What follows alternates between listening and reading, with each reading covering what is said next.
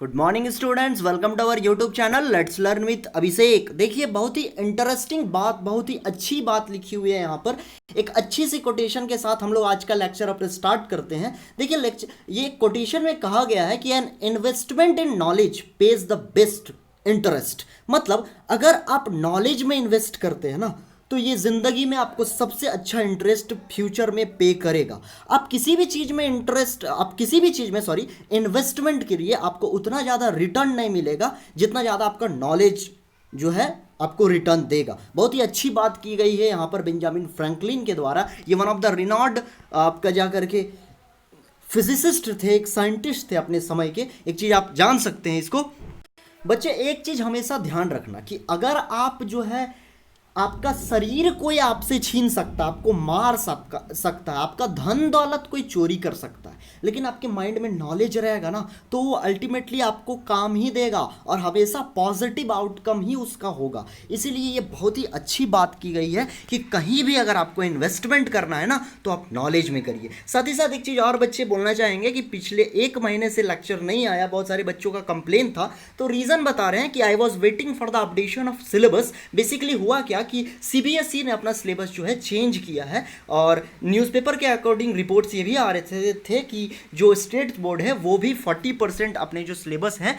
उसको चेंज करने वाले हैं, उसको जो है बदलने वाले हैं, रिड्यूस करने वाले हैं। और I was waiting for that, और फाइनली अब मैं लेक्चर को रेगुलर लेकर के आऊँगा और आप लोग जो है रेगुलर इसका एंजॉय कर पाएंगे। तो लेट्स स्टार्ट। अभी तक देख रहे हैं कि ज़्यादा क्लैरिटी नहीं हुई है सिलेबस अपडेशन का, तो जैसे ही अपडेटेड सिलेबस मेरे को मिलता है मैं उस पर एक वीडियो आपको बना दूंगा। ओके, तो बच्चे साथ ही साथ हम लोग अभी तक हम लोग ये चीज़ बोलते हैं कि अभी तक हम लोगों ने कवर किया है जो है इस चैनल में हम लोगों ने क्लास 12 से रिलेटेड जो हमने कवर किया है उसके बारे में थोड़ा सा हम जानकारी आपको दे देते हैं।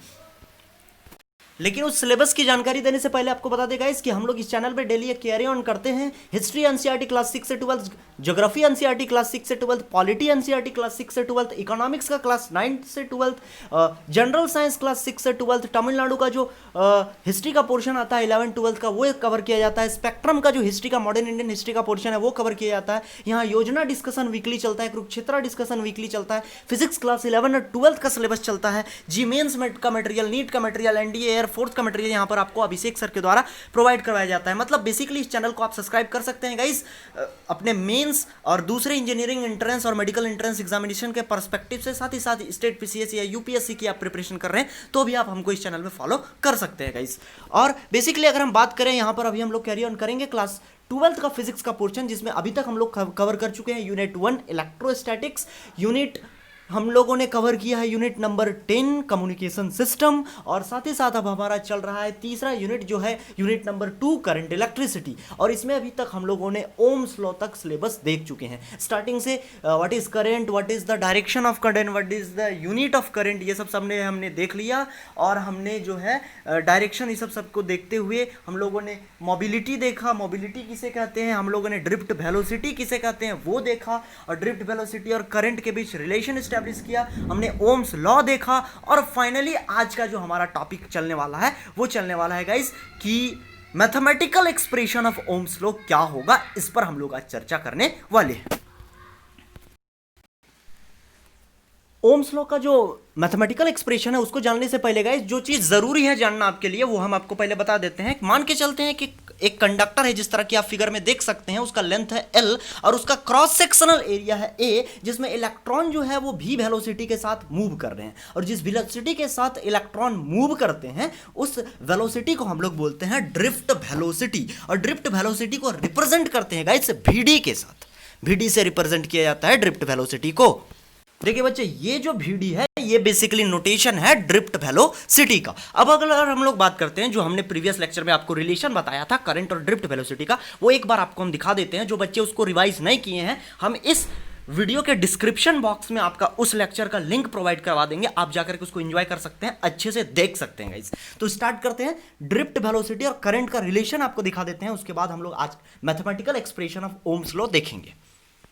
देखिए बच्चे, ये जो हमारा है ये बेसिकली हमारा रिलेशन है ड्रिफ्ट वेलोसिटी और करंट के बीच। यहां पर I बराबर करंट है, N बराबर नंबर ऑफ फ्री इलेक्ट्रॉन्स है, A बराबर एरिया है, E बराबर चार्ज ऑफ इलेक्ट्रॉन्स है जो होता है 1.6 इंटू 10⁻⁻19 कूलम्ब यहाँ पॉइंट है, तो ये होता है, और vd यहाँ पर ड्रिफ्ट वेलोसिटी है। तो ये चीज आपको ध्यान में रखना है। ये अगर आप ध्यान में रखिएगा तो आज का जो रिलेशन है mathematical expression of Ohm's law, ये आपको बहुत ही अच्छे से समझ में आएगा। तो mathematical expression of Ohm's law जानने से पहले अगर ये आप नोट डाउन कर लिए हैं तो mathematical expression of Ohm's law जो हमारा आज का टॉपिक है उसको स्टार्ट करने से पहले ये हम आपको बता देते हैं कि व्हाट इज ओम्स लॉ। एक बार क्विक में रिवाइज करते हैं गाइस। देखिए बच्चे, हमारा जो ओम्स लॉ है वो जनरली डील करता है रिलेशन को वोल्टेज और करंट के बीच। यहाँ V और I आप देख सकते हैं, वोल्टेज करंट, और एक कांस्टेंट टर्म यहाँ पर आता है जिसको हम रेजिस्टेंस कहते हैं। ओम्स लॉ क्या कहता है गाइस? ओम्स लॉ कहता है कि अगर किसी कंडक्टर का हम वोल्टेज बढ़ाएंगे तो करंट बढ़ता जाएगा, मतलब voltage is directly proportional to current. ये क्लास 10th स्टैंडर्ड से हम लोग पढ़ते आए हैं, बहुत ही आसान है। मतलब V is directly proportional to I। इस प्रोपोर्शनलिटी के साइन को हटाने के लिए एक हम कांस्टेंट टर्म यूज करते हैं R, जिसको हम लोग कहते हैं रेजिस्टेंस, जिसको हिंदी में प्रतिरोध कहते हैं।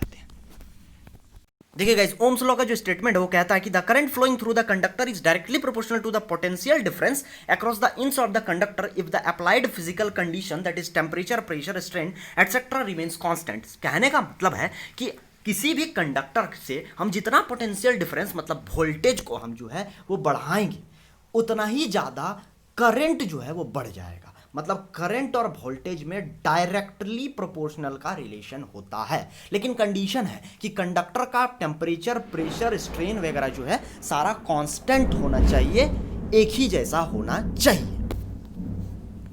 आप सुन पा रहे होंगे गाइस, बिजली कड़क रही है, बारिश आ रहा है, पढ़ा रहे हैं, कोई बात नहीं, सारा कुछ दरवाजा वगैरह बंद है। बस आपसे यही कहना है कि आप जो है रिवाइज करते रहिए। देखिए, नहीं आ पाया था, इसका रीज़न था, लॉजिकल रीज़न। जब कभी भी लेक्चर नहीं आता ना बच्चे, तो कोई ना कोई रीज़न ज़रूर होता है, और मैं आपको PDF सबका प्रोवाइड करवाते जा रहा हूँगा, आप इसको एंजॉय कर सकते हैं। साथ ही साथ जो बच्चे मेंस का और दूसरे इंजीनियरिंग एंट्रेंस का एग्जाम प्रिपरेशन करना चाहते हैं, तो ये जो लॉकडाउन का मौका है, अच्छा मौका है। हम आपको कॉन्सेप्ट देते जा रहे हैं। आप HC वर्मा या कोई भी एक रेप्यूटेड बुक उठा लीजिए, आप उससे न्यूमेरिकल सॉल्व करिए। जो न्यूमेरिकल्स आपसे सॉल्व नहीं हो रहे हैं, NCERT या कोई भी न्यूमेरिकल्स, आप हमको जिस भी सोशल मीडिया से आप हमसे जुड़े हुए हैं, सारा का लिंक आपको जो है डिस्क्रिप्शन बॉक्स में मिल जाएगा, उससे आप हमको कॉन्टैक्ट कर सकते हैं और हम मुझे वहाँ पर भी क्वेश्चन पोस्ट कर सकते हैं। वहाँ पर मैं आपको सारे क्वेश्चन का आंसर दूंगा गाइस। ओके, तो चलते हैं बच्चे आगे। हम लोग ओम्स लॉ समझ गए। ओम्स लॉ का मैथमेटिकल एक्सप्रेशन एक बार हम लोग देख लेते हैं। देखिए बच्चे, ओम्स लॉ का जो मैथमेटिकल एक्सप्रेशन है वो V is equal to I R, जहां या फिर R बराबर V बाई आई, जहां R बराबर रेजिस्टेंस है, V बराबर वोल्टेज है और I बराबर करंट है। अब जो मैथमेटिकल एक्सप्रेशन है ना ओम्स लॉ का, वो हमको देखना है। तो जनरली समझना बच्चे, जो ओम्स लॉ है उसमें एक्सप्रेशन मेरा ये कांस्टेंट टर्म का निकलता है, R का। इस R को हम लोग रेजिस्टेंस बोलते हैं। हम लोग जानते हैं रेजिस्टेंस किसे कहते हैं, मतलब किसी भी कंडक्टर का वो प्रॉपर्टी जिस प्रॉपर्टी के कारण उस कंडक्टर से इलेक्ट्रिसिटी पास नहीं करता है, उसे रेजिस्टेंस कहते हैं। और एक चीज समझना बच्चे कि यहाँ जो रेजिस्टेंस है इसी का एक्सप्रेशन निकलता है ओम्स लॉ में। मतलब बेसिकली जो मैथमेटिकल एक्सप्रेशन निकालेंगे ओम्स लॉ का, उसमें भी हम रेजिस्टेंस का ही एक्सप्रेशन निकालेंगे। तो देखिए बच्चे, ohms law by using first principal भी इसको बोलते हैं। ये बहुत ही इंपॉर्टेंट है 5 या 3 मार्क्स में। देखिए 5 मार्क्स में पूछेगा तो किस तरह से पूछेगा, ड्रिफ्ट वेलोसिटी साथ में इस एक्सप्रेशन को, जो एक्सप्रेशन आज हम लोग डिराइव करेंगे, दोनों को कंबाइंड करके दे देगा। या फिर सिंपल सिर्फ मैथमेटिकल एक्सप्रेशन पूछेगा ओम्स लॉ का, तो बोल देगा derive mathematical expression of Ohm's law, या फिर ohms law in terms of drift velocity भी बात कर सकता है। देखिए बच्चे, ये जो टॉपिक है एग्जाम में आपको 3 फॉर्म में 3 नाम से आ सकता है। या तो इसको हम लोग mathematical expression of Ohm's law कहते हैं, या फिर कहते हैं Ohm's law by using first principle, या फिर हम लोग इसको कहते हैं Ohm's law in terms of drift velocity. इन तीनों नामों में से किसी नाम में आपके पास आए, आपको समझ जाना है कि एक्सप्रेशन यही निकालना है, और आपको वही लिखना है जो हम अभी आपको समझा रहे हैं। बहुत ही अच्छे से एक्सप्लेन करेंगे, आसान है, इसमें कुछ नहीं है, समझ में आएगा आपको। ओके, तो देखिए बच्चे, पहले हम लोग मान के चलते हैं कि कंडक्टर है जिसका लेंथ है L, उसका क्रॉस सेक्शनल एरिया है A, उसमें इलेक्ट्रॉन मूव कर रहे हैं और बाहर का इलेक्ट्रिक फील्ड कितना है, E है। Okay, L।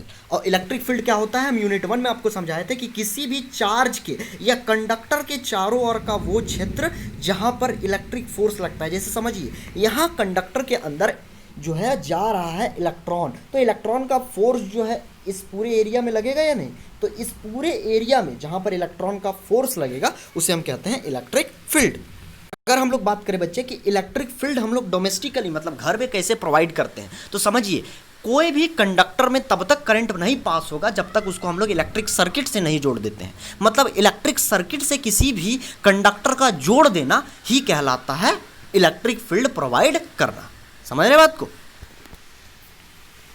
मतलब इलेक्ट्रिक फील्ड प्रोवाइड करने का मतलब है उसको जो है सर्किट के साथ जोड़ देना, स्विच के साथ जोड़ देना। ओके, तो स्टार्ट करते हैं हमारा लेक्चर, हमारा टॉपिक जो बहुत ही इंपॉर्टेंट है। स्टे ट्यून्ड, आंख खोल के सुनिएगा, बहुत ही आसान है, बहुत ही इंपॉर्टेंट है। देखिए बच्चे, let us consider metallic conductor as shown in the figure. जिस तरह कि आपने देखा, मान के चलते हैं एल जो है लेंथ है कंडक्टर का, ए जो है एरिया है क्रॉस सेक्शन का, डी जो है ड्रिफ्ट वेलोसिटी है और इलेक्ट्रिक फील्ड ई है। अब देखिए बच्चे, स्टार्टिंग में हम आपको दो जो है फार्मूला क्लियर करवाए थे। एक मिनट रुकिएगा। देखिए बच्चे, हमने आपको बताया था कि करंट और ड्रिफ्ट वेलोसिटी का रिलेशन होता है I = NAE × VD, और VD का जो फार्मूला होता है E/m × टाउ। जिस बच्चे ने ड्रिफ्ट वेलोसिटी का लेक्चर नहीं देखा है उसका भी लिंक हम इसके नीचे प्रोवाइड करा देंगे, आप जाके देख सकते हैं। यहाँ VD बराबर है drift velocity, E small e जो है वो चार्ज ऑफ इलेक्ट्रॉन है, कैपिटल E इलेक्ट्रिक फील्ड है, m जो है मास ऑफ इलेक्ट्रॉन है, और इसको T, ये जो टी है जो उल्टा जे की तरह दिख रहा है, इसको हम लोग टाउ बोलते हैं, और इसका मतलब होता है रिलैक्सेशन टाइम। मतलब जो टाइम लगता है ना इलेक्ट्रॉन को एक जगह से दूसरा जगह जाने में, उसको रिलैक्सेशन टाइम समझने के लिए ये मान सकते हो। ओके, तो उसमें आप जाकर के पढ़िएगा ड्रिफ्ट वेलोसिटी में, क्योंकि आप बहुत ही डिटेल में इसको हम लोग समझा चुके हैं। तो बार बार रिपीट करने से कोई मतलब नहीं बनता है, आप बार बार उसको देखिए, एक ही लेक्चर को एक बार दो बार देखिए, आपको पूरा क्लैरिटी आ जाएगी। आई थिंक आपको समझ में आ रहा है। अगर नहीं समझ में आता है बच्चे तो कमेंट सेक्शन में बोलिए कि सर दिक्कत है, हम आपके लिए डाउट लेक्चर लेके आएंगे ताकि आपको सब कुछ समझ में आए। ये दो जो एक्सप्रेशन आप इसको कॉपी में पेज में लिख लीजिए, ताकि आगे हम इस एक्सप्रेशन को डिराइव करने में इन दोनों फार्मूला का बहुत ही ज़्यादा यूज़ करेंगे। पहला I = NA × VD जो कि रिलेशन है करंट और ड्रिफ्ट वेलोसिटी का, और दूसरा ड्रिफ्ट वेलोसिटी का एक्सप्रेशन जो है E/m × टाउ। इसको टाउ पढ़ते हैं, ध्यान में रखिएगा। देखिए बच्चे, we know that I = NAE × VD, हम लोग जानते हैं कि करंट बराबर होता है NAE × VD, लेकिन VD = E/m × टाउ भी होता है। ये चीज़ हमने अभी आपको बोला। तो इन दोनों एक्सप्रेशन में देखिए बच्चे, यहाँ जो VD है उस VD की जगह इसको हम लोग पुट कर सकते हैं क्या? पुट कर सकते हैं ना। तो I बराबर अगर हम पुट करेंगे तो आएगा I = NAE और VD की जगह E/m × टाउ। कहने का मतलब हुआ I = NAE × E क्या हो गया? E² और E capital E τ/m। Okay, तो ये मेरा आया सॉल्व करने के बाद। अब बच्चे यहाँ पर हम लोग एक फार्मूला यूज करेंगे पोटेंशियल ग्रेडियंट का। पोटेंशियल ग्रेडियंट किसे कहते हैं तो ध्यान से समझिएगा, ठीक है। पोटेंशियल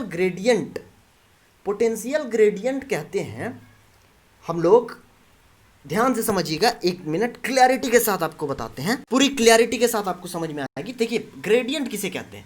किसी भी फिजिकल क्वांटिटी को अगर हम लोग डिवाइड कर दें लेंथ से तो उसका ग्रेडियंट कहलाता है। फॉर एग्जांपल, अगर हम टेम्परेचर को डिवाइड कर दें लेंथ से, इसको कहेंगे टेम्परेचर ग्रेडियंट। अगर हम लोग प्रेशर को डिवाइड कर दें लेंथ से तो इसको हम लोग बोलेंगे प्रेशर ग्रेडियंट। ओके, अगर हम लोग वेलोसिटी को डिवाइड कर दें लेंथ से, इसको हम लोग कहेंगे वेलोसिटी ग्रेडियंट। मतलब किसी भी फिजिकल क्वांटिटी, और वेलोसिटी ग्रेडियंट का दूसरा नाम है V/L, मतलब हाँ वेलोसिटी ग्रेडियंट ही कहते हैं इसको, ध्यान में रखिएगा। वेलोसिटी ग्रेडियंट मतलब किसी भी फिजिकल क्वांटिटी को लेंथ से अगर हम लोग डिवाइड कर देंगे तो उसको हम लोग ग्रेडियंट कहते हैं, ये आप ध्यान में रखिएगा। यहाँ पर पोटेंशियल ग्रेडियंट की बात की गई है, मतलब किसको डिवाइड करेंगे लेंथ से, ध्यान रखिए। थोड़ा सा बताइएगा, 5 सेकंड का टाइम देते हैं आपको। देखिए, किसी भी फिजिकल क्वांटिटी को लेंथ से डिवाइड करते हैं तो उसका ग्रेडियंट कहलाता है pressure divided by length, pressure gradient. Temperature divided by length, temperature gradient. तो किसको डिवाइड करेंगे लेंथ से जो पोटेंशियल ग्रेडियंट कहलाएगा? Obviously potential, electric potential divided by length is known as potential gradient.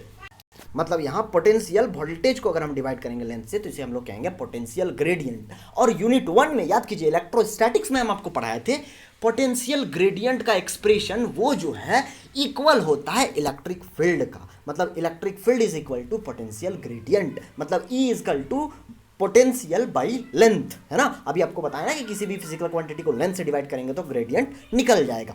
एक बार में अगर नहीं समझ में आता है ना, वीडियो को पॉज कीजिए, पीछे जाइए, फिर से सुनिए, समझ में आएगा आपको पूरी तरह से कंप्लीटली। स्टार्ट करते हैं बच्चे अब आगे। तो ये हम लोग जो है यूज करेंगे। तो देखिए बच्चे, यहां पर जो है VD के जगह पर इसको पुट करने पर और इसको सॉल्व करने पर मेरा आया था I बराबर NaE² E tau by m। और अभी हमने आपको समझाया कि किसी भी फिजिकल क्वांटिटी को लेंथ से डिवाइड करेंगे तो ग्रेडियंट निकलता है। और हम लोग जानते हैं कि अगर हम लोग पोटेंशियल, इलेक्ट्रिक पोटेंशियल जिसको V से रिप्रेजेंट करते हैं, उसको लेंथ से डिवाइड करते हैं तो पोटेंशियल ग्रेडियंट निकलता है। और इसी को इलेक्ट्रिक फील्ड के बराबर देखा गया है। मतलब पोटेंशियल ग्रेडियंट जो है वो इलेक्ट्रिक फील्ड के बराबर होता है, मतलब E इक्वल टू V/L। कुल मिलाकर अगर हम ये कहें बच्चे कि इस एक्सप्रेशन में E के जगह पर अगर हम V/L लिख दें तो कोई दिक्कत है क्या? कोई दिक्कत नहीं है। तो यहां देखिए, अगर पुट करते हैं तो हमारा आएगा I बराबर NaE² के जगह E² और E के जगह V/L। ऊपर टाउ है टाउ, नीचे m है m। तो ये मेरा निकला बच्चे। अब यहां पर देखिए बच्चे कि जो V है वो इधर मल्टीप्लाई में है, अगर इसको हम इक्वल टू के इधर ले जाएं तो ये डिवाइड में आ जाएगा। मतलब I/V is equal to NaE² tau by ml, है ना, होता है ना। लेकिन एक चीज और बताइए कि रेजिस्टेंस का एक्सप्रेशन अभी हमने ओम्स लॉ आपको दिखाया, उसमें क्या था? V/L, क्योंकि V इक्वल टू IR होता है, हम लोग सब जानते हैं। ये L नहीं होगा, V/I होगा, सॉरी। तो V इक्वल टू IR होता है तो R इक्वल टू V/I होगा, ये हम लोग सब जानते हैं।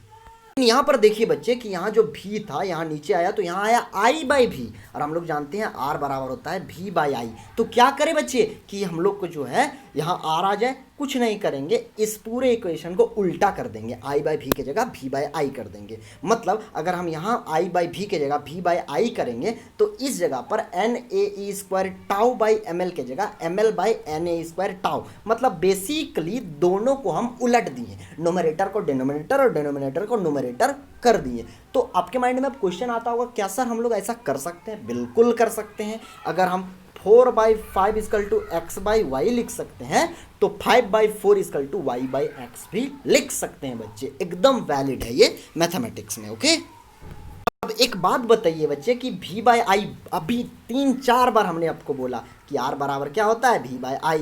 मतलब इस V/I के जगह पर क्या हो गया? R।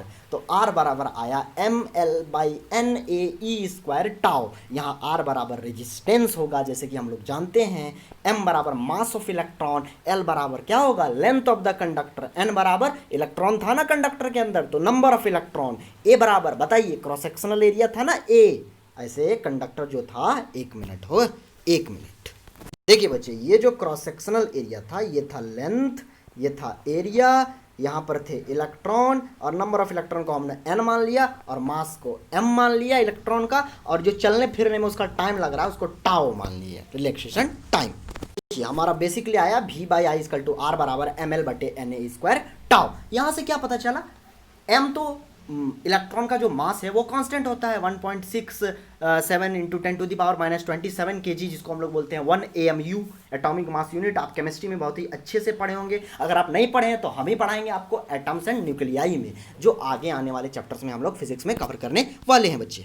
तो यहाँ पर आप समझिए, यहाँ m जो है मास इलेक्ट्रॉन का कांस्टेंट होता है, ओके, और E जो है वो कांस्टेंट होता है। तो यहाँ पर क्या हो गया समझिएगा, R directly proportional to L आया ना, मास अगर कांस्टेंट हो तो मतलब अगर किसी भी कंडक्टर का लेंथ बड़ा होगा तो उसका रेजिस्टेंस बढ़ेगा। 1 मार्क्स के लिए इंपॉर्टेंट है, अगर किसी कंडक्टर का लेंथ बढ़ा देंगे तो रेजिस्टेंस क्या हो जाएगा? बढ़ जाएगा। ओके, आप यहाँ पर देखिए R जो है ऊपर है और नीचे है N, मतलब नंबर ऑफ इलेक्ट्रॉन्स अगर बढ़ जाएगा तो रेजिस्टेंस घट जाएगा। सही बात है, जितना ज़्यादा नंबर ऑफ इलेक्ट्रॉन्स बढ़ जाएगा बच्चे उतना ज़्यादा इलेक्ट्रॉन घूमने लगेगा। जितना ज़्यादा, समझ रहे बात को, समझिएगा कि आखिर करंट कैसे जनरेट होता है? इलेक्ट्रॉन के कारण। और रेजिस्टेंस किसको बोलते हैं? जो करंट को रोकता है। अगर हम इलेक्ट्रॉन को बढ़ा दिए मतलब करंट ज़्यादा जनरेट होने लगा, मतलब करंट को रोकने वाला जो है वो कमज़ोर पड़ जाएगा। समझ रहे बात को, रेजिस्टेंस कमज़ोर पड़ जाएगा। फिर से समझिएगा, करंट को रोकता है रेजिस्टेंस और इलेक्ट्रॉन के बढ़ाने से इलेक्ट्रॉन का फ्लो बढ़ जाएगा, ज़्यादा नंबर आ जाएंगे। मतलब जहाँ पर एक आदमी दौड़ रहा था करंट को प्रोड्यूस करने के लिए, वहाँ 10 इलेक्ट्रॉन दौड़ने लगेंगे इलेक्ट्रॉन के एक इलेक्ट्रॉन की जगह, सॉरी चमड़े का जमाना बार बार फिसल जाता है, तो एक इलेक्ट्रॉन की जगह 10 इलेक्ट्रॉन दौड़ेंगे। तो समझ रहे हैं, ज़्यादा करंट जनरेट होगा। और ज़्यादा करंट जनरेट होना का मतलब क्या है कि जो करंट को रोकने वाला है वो ज़्यादा अब उतना इफेक्टिव नहीं रहा। कहने का मतलब है कि अगर किसी बच्चे को डेली मार पड़ती है तो वो बाहर खेलने या गलत काम नहीं करता है। कोई बच्चा अगर बहुत ज़्यादा बाहर खेल रहा है मतलब उसको कंट्रोल करने वाले की कैपेसिटी घट गई है। समझ रहे बात को? मतलब करंट ज़्यादा अगर फ्लो हो रहा है तो रेजिस्टेंस घट गया है। मतलब नंबर ऑफ इलेक्ट्रॉन बढ़ेगा तो करंट बढ़ेगा, और करंट बढ़ेगा तो रेजिस्टेंस घट जाएगा। अल्टीमेटली बोल सकते हैं कि नंबर ऑफ इलेक्ट्रॉन बढ़ाने से रेजिस्टेंस घटता है। अब देखिए बच्चे, यहाँ पर आर जो है वो इनवर्सली प्रोपोर्शनल है एरिया का। जितना ज़्यादा एरिया रहेगा, मोटा मोटा कंडक्टर, मोटा मोटा तार रहेगा, तो उसमें ज़्यादा करंट जनरेट होगा। और करंट ज़्यादा जहाँ जनरेट हो गया वहाँ रेजिस्टेंस घट जाएगा। एक चीज़ ध्यान रखिएगा, जहाँ करंट बढ़ रहा है वहाँ रेजिस्टेंस घटेगा, क्योंकि दोनों उल्टा है। सबका मैथमेटिकल प्रूफ देंगे। कैसे बोले दोनों उल्टा है? आर बराबर क्या होता है? V/I, मतलब आर न्यूमरेटर और आई डिनोमिनेटर। करंट बढ़ेगा, रेजिस्टेंस घट जाएगा। इनवर्सली प्रोपोर्शनल बोलते हैं इसको, दुश्मनी का रिलेशन। तरह अब आप बोलिए बच्चे, अब आप हमको ये चीज बताइए कि टाउ जो है, टाउ उसके साथ रेजिस्टेंस का क्या लेना देना है? जो टाउ है, टाउ इसके साथ रेजिस्टेंस का कैसा लेना देना है? तो जाहिर सी बात है ये भी इनवर्सली प्रोपोर्शनल होगा। जितना रिलैक्सेशन टाइम बढ़ेगा रेजिस्टेंस घट जाएगा। ओके, तो इस तरह से आज का ये हमारा जो एक्सप्रेशन था about the mathematical expression of Ohm's law, जिसको दूसरी भाषा में बोलते हैं हम लोग ohms law by using first principal, जिसको तीसरी भाषा में बोलते हैं Ohm's law by using the concept of drift velocity. क्योंकि यहाँ पर देखिए इस फार्मूले में हमने जो है ड्रिफ्ट वेलोसिटी का भी यूज किया है। देखिए बच्चे, किया है ना, तो इसलिए हम लोग बोलते हैं इसको drift ohms law by using drift velocity. Okay, तो इस तरह से हमारा आज का लेक्चर खत्म हुआ। वीडियो पसंद आता है तो लाइक कीजिए, पसंद नहीं आता है तो डिसलाइक कीजिए। और डिसलाइक क्यों किए कमेंट सेक्शन में रीजन जरूर बताइएगा। और इसमें जो दो फार्मूला था, एक ड्रिफ्ट वेलोसिटी का और एक ये रिलेशन का, इन दोनों का लिंक हम आपको वीडियो के नीचे प्रोवाइड करा देंगे। एक बार जाकर के इसको रिवाइज कर लीजिएगा, उसके बाद इसको देखिएगा, या फिर पहले इसको देख लीजिएगा उसके बाद उसको रिवाइज कर लीजिएगा। आपके माइंड में पूरी तरह से क्लैरिटी आ जाएगी, कहीं भी कोई भी डाउट नहीं बचेगा बच्चे। तो स्टार्ट करते हैं, मिलते हैं नेक्स्ट लेक्चर में। आगे हम लोग पढ़ेंगे बच्चे आपका जाकर के limitations of Ohm's law, Ohm's law का कौन सा लिमिटेशंस है, और एनसीईआरटी के अकॉर्डिंग सारा टॉपिक आपका कवर होगा। ओके, तो सारा चीज़ हम आपका कवर करते जाएंगे, बस आपको स्टे ट्यून्ड रहना है। और जैसा कि हमने आपको बताया कि न्यूमेरिकल्स पर ध्यान दीजिए, उसको बनाइए। जहाँ पर भी आप मेरे से सोशल मीडिया हैंडल में जहाँ भी जुड़े हुए हैं, क्वेश्चन आप पोस्ट कीजिए, हमको पर्सनली भेजिए, हम आपको आंसर वहाँ पर देंगे। ओके, तो मिलते हैं फिर नेक्स्ट के लिए, तब तक के लिए bye, God bless you all. और देखिए बच्चे, अगर वीडियो पसंद आता है ना तो थोड़ा सा शेयर कर दीजिए, ताकि हमारी फैमिली बड़ी हो जाएगी और हम हमेशा हर लेवल तक की तैयारी करवाएंगे आप लोगों से। ये मेरा कमिटमेंट है। और जो बच्चे हर लेवल तक का तैयारी करना चाहते हैं उसको ज़्यादा से ज़्यादा जोड़िए, ताकि हम लोग की फैमिली, हम लोग ज़्यादा से ज़्यादा बच्चों को एजुकेट कर सके। क्योंकि देखिए एफर्ट तो उतना ही लगता है, तो क्यों ना उतना ही एफर्ट में ज़्यादा से ज़्यादा लोग पढ़ जाएं। ओके, मिलते हैं फिर नेक्स्ट लेक्चर में, तब के लिए bye, God bless you all.